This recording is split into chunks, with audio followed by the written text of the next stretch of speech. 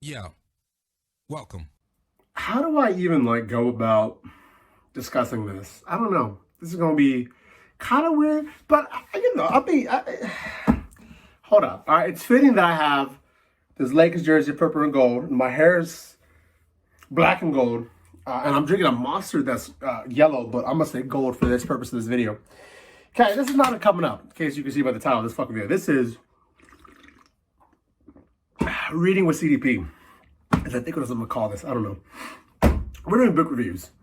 That's right. Because, I don't know, 3 coming ups ago, I briefly mentioned, oh, maybe if I do a book review of a book I'm reading, or something along the lines of that. And I did not realize how many people would actually be interested in that. So, this is what this is. So, you only got yourself to blame for this. I look beautiful in this. Oh, shit. Let's get this started. Shit. All right. So, basically, I'm releasing this, I guess, December. So maybe we'll do this once a month. I think that's the plan going forward. That way we can really I can give you guys books to read, and then you guys can also recommend me stuff so that maybe I check them out by the time for next month's book review for what's going on. I'm not going to just review every book that I am doing. Obviously, if it's a book that I have read and finished, I'm going to go ahead and actually give you a full kind of a breakdown of it. Not like a book report, but in a sense, kind of just summarizing and briefly going over a couple things that I wanted to say about it. And then also some of the context in the book, but not give you a whole bunch of spoilers, right? And then whatever I'm also currently reading, I'm going to go ahead and give you some, oh, my nose is fucking me up. What up? What's that? Ooh. For anything that I'm just currently reading, but I haven't really finished, or I'm maybe kind of starting off a chapter or 2 in, I'll give you my first impressions. How's that sound? Good, good. You can't reply because we're doing this right now. You could respond to this video in the comments down below, or you could tweet me or anything else down in all my links, of course, Instagram, Twitter, Snapchat, Facebook. What else do I have? I don't know. It doesn't matter. It's all in there. So the main purpose of this video, our book review, is going to be about Three Ring Circus by Jeff Pearlman. It's basically about the dynasty era of the Lakers that happened in 1999, 2000, and 2001, in which Phil, Kobe, and Shaq led a Lakers team in a chaotic, crazy shit show of an era to go back to back to back. And what could have been also a 4th trip, but then the Spurs beat them, and then Detroit fucked them up. It's a shit show. It shows how talented Shaq and Kobe and those role players, and of course Phil Jackson, was, that they were able to win and have the success that they had. Because looking at this right from hindsight point of view and for the future, this is such a dysfunctional fucking group of people that had so much talent that should have won even more fucking rings, in my opinion. Yeah, so I'm gonna say this right off the bat: do not read this book unless you're supplementing it with another book that I don't have at the moment with me. Currently, my buddy Dylan, which if you've been on this channel, you know who he is. Shout out, bro. Is currently borrowing. Well, I actually gave him that book, but I have another copy coming in of that, and it's called Showboat by Roland Lazenby, I think, or Lazenby. He also wrote this book, the Jordan My Life book, but his really good, and I think he has one for LeBron as well. Or I guess when his career's over, he'll have one for him, because he kind of has his Cavaliers era, which is also a good read. But yeah, anyway, so if you supplement this fucking book with that, then I'd actually say you'd have a much more better time of enjoyment of reading it. Mainly because if you're a Kobe fan, or with him and other people, and of course his daughter passing away tragically earlier in 2020, you got curious about wanting to learn more about Kobe or even the Lakers, especially when they were in that dynasty era, there's a good chance you've heard of this book and have either bought it or want to get it at some point. This book does not hold Kobe in a lot of praise. It really feels actually, it really is. He only kind of praises Kobe whenever he kind of has to. So oh, he's such an egotistical piece of shit. He abandons the triangle all the fucking time. Him and Shaq always had problems. Kobe wanted to be competitive with fucking everybody. What a fucking asshole. Yeah, but he scored 40 points this one game, so that was pretty fucking cool. Anyway, that's how he pretty much goes about discussing anything when it comes to Kobe. And it's we'll talk about it later. Hold on. Before we get there, The reason why I recommend Showboat is because Roland actually did a really good job in covering not just Kobe Bryant when he was a child, and then his time in Italy, and then back in Philadelphia in high school and middle school, of course, and then like the draft, and then like when he enters the Lakers, and then like his rap career, and then his relationship with Vanessa and his children, and then everything else after the Dynasty era, those shit years, and then the two back-to-backs with Paul Gasol and Derek Fisher. Hanford Jackson, of course, but then like to the tail end of that, obviously it doesn't cover him dying because this came out before he died. This came out, I think, a year or the same season he retired from the NBA. And this covers a lot from his dad and his dad's career, what they did, and how they even ended up in Italy, and the relationship between Kobe's mom and the family and his sisters and him. And it's wild, but the reason why I say you start off with that, it's so you can understand, okay, this book is mainly just the Lakers. Yeah, there's stuff about Shaq, Kobe, Phil, and a couple other the role players. There's some stuff about Magic Johnson early on that makes you feel like, wow, Magic's a fucking diva. And this is during him coming back after the AIDS thing. Or when he got conditioned with AIDS. It was like, dude, you seem like such a fucking diva. That Lakers team was pretty ass. The fact that he took him anywhere was a big surprise. Yeah, so there is a lot of information in here that's really good. But anyway, the reason why I recommend to supplement Showboat with this book is because read that and you'll have much more understanding and appreciation of Kobe Bryant and his background, while also going side to side with what's happening with the Lakers at the time. So what I recommended Dylan, and he actually favored this, and was very happy that I recommended to do this. Read the book, Showboat, get up to the draft, then start this book. Then have like back and forth, chapter here, chapter here, chapter here, chapter here. So you stay kind of intertwined with the timeline so you can really understand fully what was going on with not just the Lakers, right, as a whole, and a little bit of Kobe Bryant, but also Kobe Bryant and a little bit of the Lakers with Showboat. That way you can really get the full enjoyment of what the Lakers were, especially with the entirety of this book, but what Kobe is at the time of this book's timeline, and then after that, you'll see shit about how he, like, as soon as he saw Paul Gasol in practice, he's like, we're winning a fucking championship. This is it. Fucking A. Let's fucking go.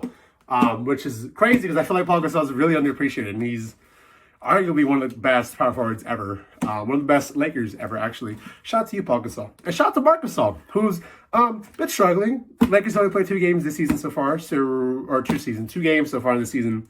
And we lost the first one against the Clippers, but then we beat the fuck out of the Mavs. But didn't have Porzingis, it's kind of like, but there's stuff I like. Anyway, it's a whole other conversation. But yeah, so this book, the reason why I don't like this book is because of how much he downplays and shits on Kobe. Now, Jeff Pearlman's argument is that he wanted to capture the time and the kind of era of how it was with Kobe here and everything that was happening in this book, in real life, of course. So that's why he kind of overshadowed Kobe because, and from what other Lakers fans have attested to me, also Dylan, who's a big Lakers fan, who actually saw this, because I missed, if you don't know anything about me, sport-wise, I missed that whole timeline of the Lakers. I saw a season-ish of the Lakers, and we had Kwame Brown. I saw us win the last of the back-to-back with Paul Gasol. So I missed all that. I saw them celebrate as a child when Shaq was said, we're going to go back to back to back. That was it. I didn't really see basketball like that. I've always enjoyed it, and I played it here and there, middle school, elementary, right? High school, not really. Regret of my life, but whatever.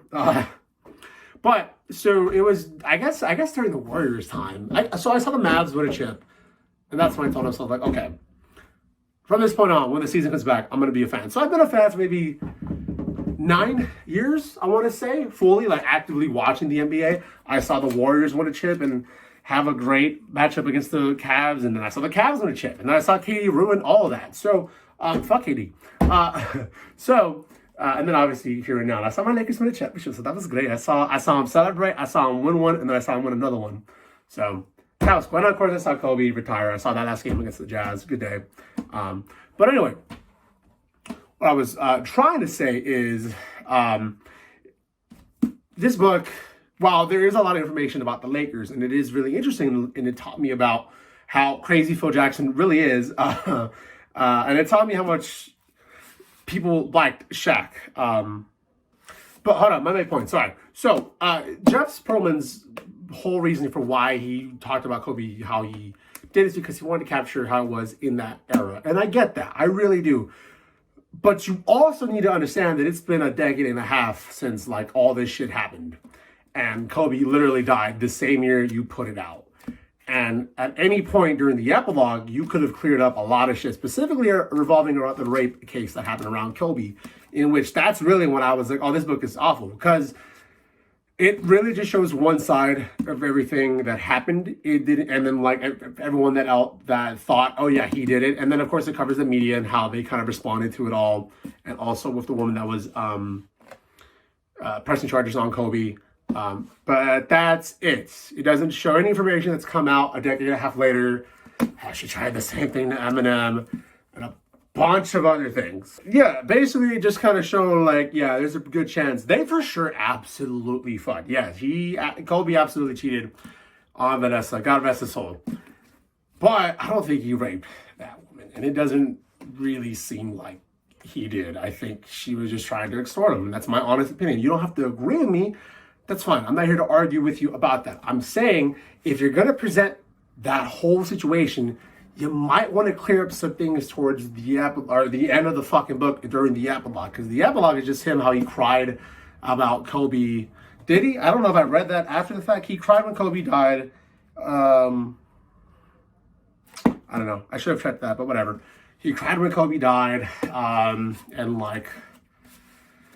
yeah, towards the end of the book, it just kind of ends in Shaq gets traded to the Heat. Phil retires because he was like, does Kobe want me back? Because if he doesn't want me back, I'm going to just retire, which is like weird, but all right. And then that's it. So don't go into this book thinking, oh yeah, I get to learn about Kobe. No, you're going to see a lot of the bad side about Kobe. You're going to see a lot of the craziness that happened with the Lakers during the last part of the Magic era, the transition period, the draft, getting also Shaq through trade, or no, through free agency actually. Damn, the Magic really lost Shaq for nothing. That's wild. So yeah, that's why I'd say supplement this with Roland Lazimbi's Showboat. That way, you can really get the appreciation of Kobe and everything that was happening with his life, and everything that was happening with the Lakers during that time, and of course before that and after. So. That is Three Ring Circus, which, again, I did actively read it, and I was enticed. But once they started talking about the rape cases, when I was like, oh, this is just... So, you know, do with that information what you will. I'm not here to tell you to buy something or not. I'm just telling you what the fuck I thought about the book. Now, this is the only book that I've completed out of all the books that I have here, and I currently have 5 with me right now for this video. I am also reading, but I haven't really got too much into it, Roland Lazimbi's Michael Jordan, or The Life of Michael Jordan. This, I'm about 65 pages in. Here's what I've kind of learned about Jordan's dad.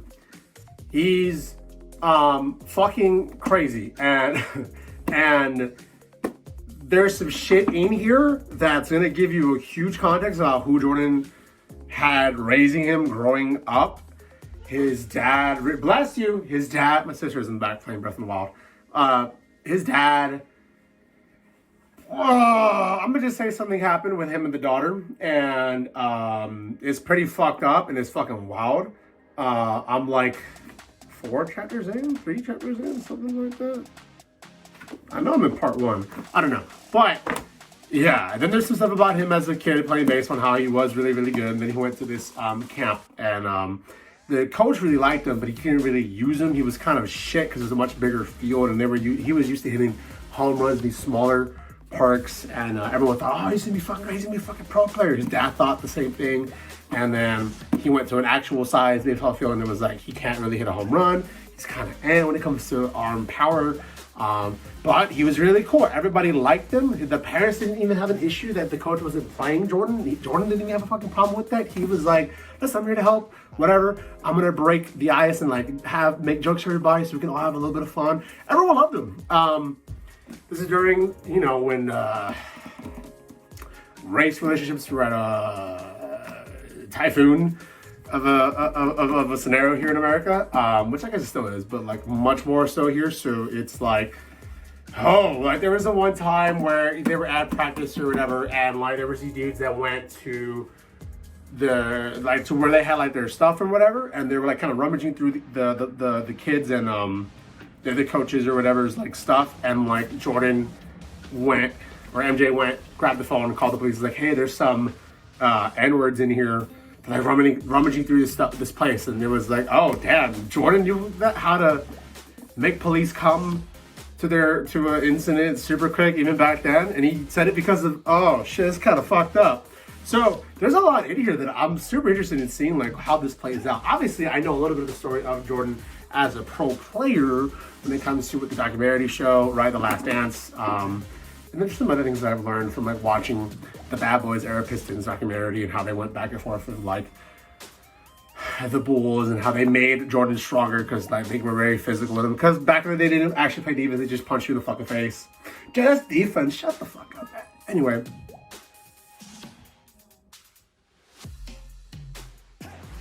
So, first impressions, I'm enjoying it. It's a good read. I definitely recommend it. And I'm only like 65 pages in. Like, at some point, I'm going to look forward to actually breaking down, like, okay, here's what the fuck I thought about this book and like Jordan and now after everything. And I'm hoping Roland, the author, is going to make me appreciate Jordan a lot more like I did Kobe. So, and I've always argued, by the way, that Kobe was better than Jordan just because he did it with so much less. Jordan had an actual proper team. We can debate that one day, but yeah. So definitely, if you're a sports reader, I think it's important to get your history when it comes to basketball, not just for sports, but also because it kind of affects your economy, right? When LeBron was in Cleveland, he like really helped out the economic area there. When he left, you can definitely feel like, oh yeah, Cleveland's fucked, but Cleveland's always been fucked. So I mean. So yeah, that's why I read sport books. So they're interesting, both not only just in sports, right, but like with the economy and how like the relationship between like people that live like in small little neighborhoods right from the hood, or maybe like suburban, or like the middle of Beverly Hills or whatever, right? I can only talk about the places I've been to, right? So yeah. After that, I've been reading also The Fall of Reach, Halo book. I think this is the first in the timeline. I know it's not the first with the Forerunners, but this is technically the first like ever part of it, and you're gonna learn a lot about Master Chief and how the Spartans were abducted as kids to be used for war and like experimented on, and how there's a bunch of team that I think he comes with, and they like fuck. Like I remember one part. I'm about 50 so-ish, no, more than that pages in. And I've read how the elites, like a Covenant ship, almost blew up the human ship that they were covering in this story, and it was like fuck, we're all gonna fucking die. This is gonna go fucking crazy. And then like you have a general who's like, nah, fuck that. Here's what we're gonna do. We're gonna go manual controls. We're gonna use our remaining power to get fucking away from this fucking blast from the Covenant ship to hopefully make it. And we're gonna take away, if we have to, a little bit of the oxygen power, the armor power, anything else they had to escape death. And it was like he was being told like, no, it's not gonna work. We're gonna fucking die. The AI of the machine was like, no, this is bad. This is a low percent chance. I wouldn't recommend this, dude. But whatever. I'm technology. You're a human being, so whatever. And then it fucking worked. And it was like, oh shit, this dude's a fucking goat. Yeah, good stuff in this book. I've been interested in learning history and lore when it comes to Halo, Star Wars. Like two other things at some point, but I guess when I get them up, bring them up. Yeah, so I want to read all the Halo books just because I've always been told that they've been super good readings for people that are either fans of it or not fans of it. So, for me, that's all you really have to say, because I mean, I love Halo. So for me to get more lore for Halo, yeah, I'll fucking read it. Why the fuck not? Also, Marcus Aurelius's Meditations. For anyone that's been interested in philosophy, this is it right here. This is a really good read. I wouldn't start out with this. I'd probably read Letters of the Stoics by Seneca as a good starting out point. But Marcus Aurelius' Meditations is really good. This is not supposed to be like for general reading. This is just what he wrote in his journal, adapted for us to read. And I'm actually pretty early on in this book. But what I try to do is I read a passage or scribbling for what he wrote a day to try to get something to think about throughout the day and also apply it to my day-to-day life. He was known as one of the greatest emperors ever. There was a story about how, like, he's very stoic, I guess, also from what I keep hearing from people. I think there was a story how, like, his best friend claimed to go to war and that he's going to be the king of Rome, and how when word got back to him, he was calm. He didn't get mad and say, "How fucking dare you, bro? Fuck that war." He was calm. He understood that he was this is not only going to affect him, and the people around him in his like cabinet and in the court and everything in his kingdom, but everyone that he's ruling over. So, you know, it's crazy how he was just very calm, and he took a much more chill approach to it. And instead of like declaring war or anything, he just ignored it. And he just was like, nah, whatever. It is what it is. I'm not reacting to that. I'm not even gonna take it serious. I'm not gonna go and fight this dude. I'm not gonna have anyone try to kill him, wherever. He just fucking chilled and was very calm about it. And this, mind you, you're gonna have people that were like, oh fuck, dude, we gotta go fuck him up. Or there was probably dudes that were like, nah, fuck this dude. Let's get him fucking murdered out in the back in the fucking alley, whatever. It'll be done. Fuck him. He was like, no, we're gonna chill. It is what it is. I'm not even brush off his shoulder, right? And then later his fucking friend like fucking apologized to him and he asked for his forgiveness. And it was like, yo, what? It's wild. He was pretty fucking cool. And a lot of the shit that he says is pretty fucking interesting to see how a fucking emperor who ran an entire fucking civilization or empire kind of thought. And everything that he had written in his journal, it wasn't meant to be read for like myself or you or anybody else. It was just notes for himself. So you'll see some stuff kind of repetitive, which is a critique that some people have about it. But again, it's not supposed to be for us to read. This was just for him. So there's something in here. Let's see. I'll grab a random one. Let me see. There's like preface and like introductions, but I don't need that. What was one that I really liked? Hold on. I'll tell you right now. Hold on. So like the first thing in book 2, he wrote, say to yourself first thing in the morning, today I shall meet people who are meddling, ungrateful, aggressive, treacherous, malicious, and unsocial. All this has afflicted them through their ignorance of true good and evil. But I have seen that the nature of good is what is right, and the nature of evil is what is wrong. And I have reflected that the nature of the offender himself is a kin of my own. Not a kinship of blood or seed, but of sharing in the same mind and the same fragment of divinity. Therefore, I cannot be harmed by any of them, as none will infect me with their wrong, nor can I be angry with my kinsman or hate him. We were born for cooperation, like feet, like hands, like eyelids, like the rows of upper and lower teeth. So to work in opposition to one another is against nature, and anger or rejection is opposition. That's some wild shit. My opinion, that's pretty fucking wild. He would meditate in the morning and he would tell himself, like, prepare for a shit day, prepare for like a stressful fucking day. We're gonna deal with a bunch of fucking assholes, but it's cool. I'm not gonna let them affect me. I'm not gonna be angry at them. There's no need for it. There's no reasoning behind it. Fuck it. And it's like, that's pretty fucking calm.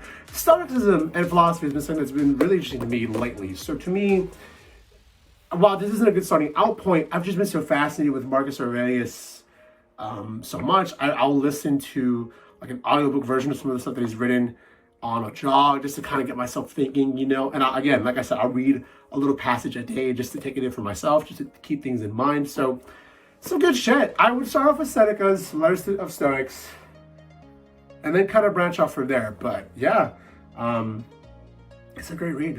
And what got me into philosophy actually was, weirdly enough, PewDiePie. So shout out to him. Lastly, Dawn of the Jedi, Into the Void, Star Wars by Tim LeBon. This is chronologically, and this is the Old Republic canon. So this technically isn't canon anymore, but this used to be canon. This is the first in the timeline of everything. So this is the beginning of it all, of the Star Wars lore, and it's fucking cool. Like Like 2 chapters in, already I learned about her. I learned about her brother Dao, who ends up actually being a Dark Jedi or a Fallen Jedi, or maybe he's a Sith. Who the fuck knows? We're not gonna go there. And it's like, whoa, what the fuck? It's wild because it was assumed that he was fucking dead when as a child because of some fucking accident that happened. And it turns out she gets called back by like these 4 Jedi Masters to her homeland where she was from. And it's like, whoa, what the fuck's going on here? I wanted to see my parents and shit. Nah, sorry about that, but we called you for a mission. Why me out of all these? You have all these Jedi Rangers and shit. I'm still a Jedi in training. Well, why did you pick me? Oh, yeah, there's some shit going on, some caves, and it turns out it's your brother Dao. Go deal with this. Wait, what the fuck? And it's pretty fucking wild. And it's like, oh, okay, this is gonna be interesting. Right off the back of like chapter 2, or chapter 1, chapter 2, I'm hooked. So, yeah, I recommend it. I got into it because of a KOTOR playthrough from Wooly versus and actually the first one was from Wooly versus and Pat Boyven or Pat CezrDaPleazr. And then I'm also watching a KOTOR 2 playthrough. Anyway, sorry, just to reiterate.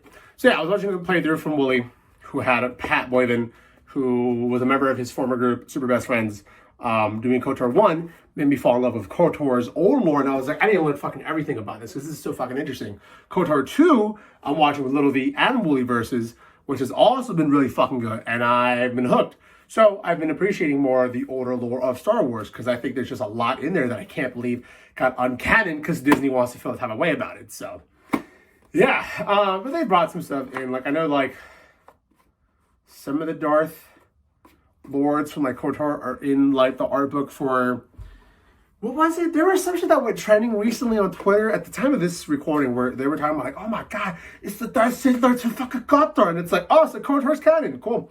Yeah. So it made me want to read all the lore because there's stuff for the Jedi, and then there's stuff about people in the middle, and then there's stuff about the Siths, and it's like, oh, interesting. Did you know there was never a rule of 2 when it came to the Sith at one point? Yeah, wild shit. Did you know fucking there are some gray side Sith people that are like, no, fuck the Force and fuck the way of the Jedi. But why we gotta be so aggressive like the Sith? That's fucking weird. Why can't we be like, no, fuck the Jedi, but like, can we be civil? Like, why we gotta be assholes? Why we gotta be so power hungry and do all this corrupt shit? Why can't we be somewhere in the middle? Then there's stuff with the great Jedi. There's stuff about Revan. Oh, it's so fucking good. The Mandalorians are this like barbarian fucking whole group of people, and they got a bunch of tribes and shit. And yeah, Mandalorian's cool and all. Don't get me wrong. Right, shout out Grogu. But like, the Mandalorians in the old canon just are so much interesting. They'd rather die in combat than die a peaceful fucking death. It's looked at like, that's shit. Like, Revan, my bookmark fell from this. Revan, like, fucked up all these Mandalorians in the Mandalorian War. And they were like, yeah, you did that. You know, GG, that was cool. It's all right. We ain't even mad about it. That was awesome he did that. But, yeah, some good shit in there. Yeah, so anyway, this book, though, you should read. It's really interesting, and I'm hooked, and I want to learn more. And at some point, I'm going to read all this old canon Republic stuff. So, yeah, I just saw Phantom Menace for the first time since I was a kid. Fucking great movie. I don't get the hate for that film. It's genuinely fun and entertaining, and there's good stuff about Star Wars, and there's stuff about Annie, and fuck, man, this is good shit. All this shit that Disney has now, that they're barely using any of it. Like, they've barely gone into what they have access to. And it's wild. In fact, man, I just want to see some fire, okay? Is this so hard to ask? Yeah, we got Mandalorian, all this shit, and Obi-Wan's in the show. Cool, bro. Y'all have a whole library full of shit that y'all can use, and we're barely seeing any of it. And it's like, why? It's just so, like, you look at how J.K. Rowling has handled shit for Harry Potter and how she's ruined a bunch of other shit. Yeah, these fucking wizards, they're all cool and shit. Right. Yeah, they teach all these students. Yeah, they just shit and walk around like whatever. I don't use the bathroom. Huh? Jam. Everyone's gay. Hermione's black, which that's not a problem. I think that's pretty cool. I think that was a way to kind of be more diverse, right? That was cool. But like, yeah, that wizard one is like, wait. I'm not even joking, by the way. I know I promo a lot of fucking things and keep things in kayfabe, right? That's fucking real. She tweeted that. She's the worst. ever handling that kind of stuff. And it's crazy because I just got into the Harry Potter books. I read the first one. It's fucking great. I'm going to read the other ones. Why are they not in this book review? Because, dog, it's fucking Harry Potter. If you've been curious, you've read them all, right? So there's no point for me to discuss that. Now, the first one was really good. I'm looking forward to the second one, which I'll probably read after that Jordan book. So maybe look forward to that next month. But we're done. So, to reiterate and summarize, read this with Showboat. This is fucking fire. I recommend it. I haven't even fucking finished it. I recommend it. Especially if you're interested in sports. Follow Reach. If you're a Halo fan, read all the fucking books. They're so goddamn interesting. And just add so much depth to what Halo is. And it's like, oh shit, this is dope. And then like Halo 5 didn't explain who the fuck all these people were, but you know who they are. You read the books. So it's like, fuck. And then of course, Marcus Aurelius is fucking fire. If you're interested in philosophy, he's a really good guy. But start off with Seneca. I recommend this though. And then this. I think I'll probably finish this too as well. So they get more of a breakdown on this. But yeah, that's been reading with CDP. That's not even reading. It's just book review. What the fuck should we call this? CDP's library. Ooh! Trademark. Fuck you. That's mine. What day is it? It's December 26, 2020. I did this. Caesar something. CDP. Thank you for watching. I'm out. I'm gonna go pee.